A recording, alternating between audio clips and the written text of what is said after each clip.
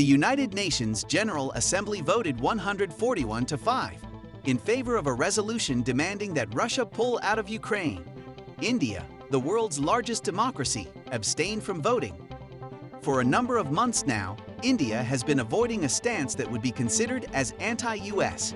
This has also resulted in them abstaining from voting for Syrian resolutions in the UN and trying to maintain relations with Russia. While this may seem like unimportant decisions, it actually makes sense for India to do this as they want to maintain both trade ties. Take the vote, for example. It wasn't an outright condemnation of Russia's actions, but it also wasn't a declaration of support. India is not only engaging with the Ukraine war, but also relying on long-established ties with Russia.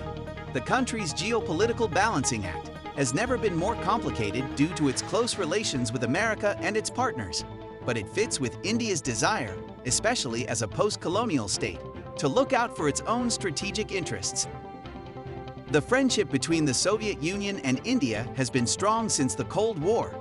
This is because there are many mutual benefits, but also because they're allies in a defensive pact. India's arsenal is largely Soviet or Russian-made. Various analysts put the amount anywhere between 60% and 85%, and India needs its military to counter China's rise, which it sees as the biggest threat in its neighborhood.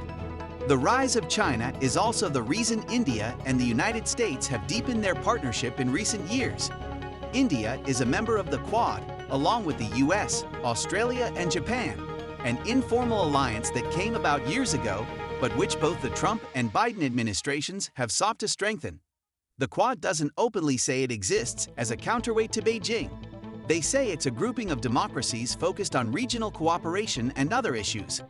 But everyone, including China, gets it. The antagonism between Washington and Russia, brought on by Ukraine, puts India in a tough spot.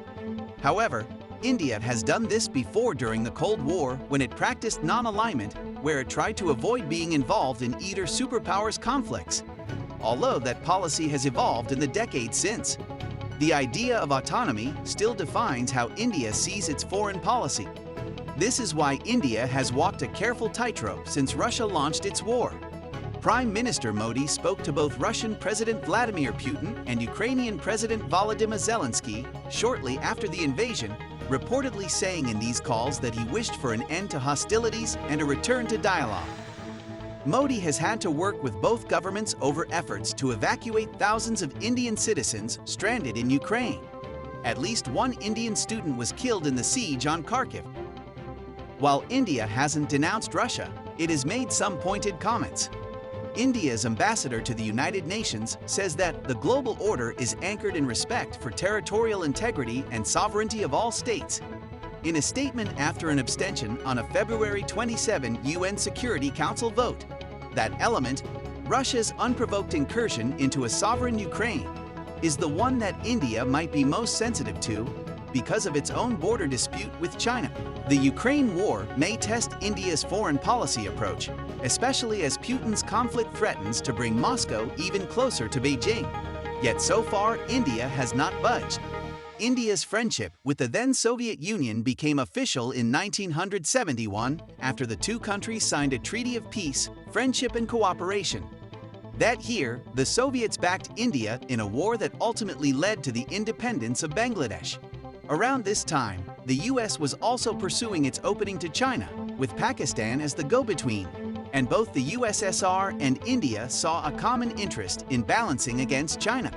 A cordial relationship began in 1955, which began with a visit by Prime Minister Jawaharlal Nehru to the Soviet Union in June 1955, and First Secretary of the Communist Party Nikita Khrushchev's return trip to India in the fall of 1955.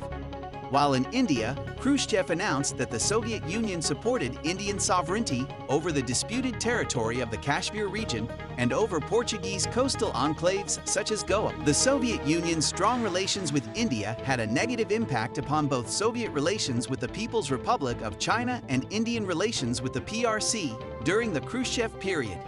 The Soviet Union declared its neutrality during the 1959 border dispute and the Sino-Indian War of October 1962, although the Chinese strongly objected. In 1962, the Soviet Union agreed to transfer technology to co-produce the Mikoyan-Gurevich Mi-21 jet fighter in India, which the Soviet Union had earlier denied to China. In 1965, the Soviet Union served successfully as peace broker between India and Pakistan after an Indian-Pakistani border war. The Soviet chairman of the Council of Ministers, Alexei Kosygin, met with representatives of India and Pakistan and helped them negotiate an end to the military conflict over Kashmir. In 1971, the former East Pakistan region, which is present-day Bangladesh, initiated an effort to break away from its political union with Pakistan. India supported the secession and as a guarantee against possible Chinese entrance into the conflict on the side of Pakistan, it signed with the Soviet Union a treaty of friendship and cooperation in August 1971. In December, India entered the conflict and ensured the victory and the establishment of the new state of Bangladesh. Present day, both countries closely collaborate on matters of shared national interest. These include at the UN, BRICS, G20, and SCO.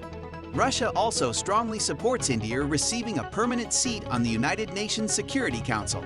In addition, Russia has vocally backed India joining the NSG, Nuclear Suppliers Group, and APEC Asia-Pacific Economic Cooperation.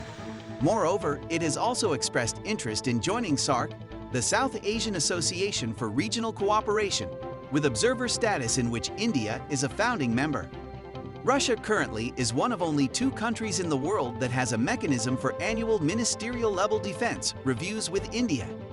The Indo-Russian Intergovernmental Commission, IRIC, is one of the largest and most comprehensive governmental mechanisms that India has had with any country internationally.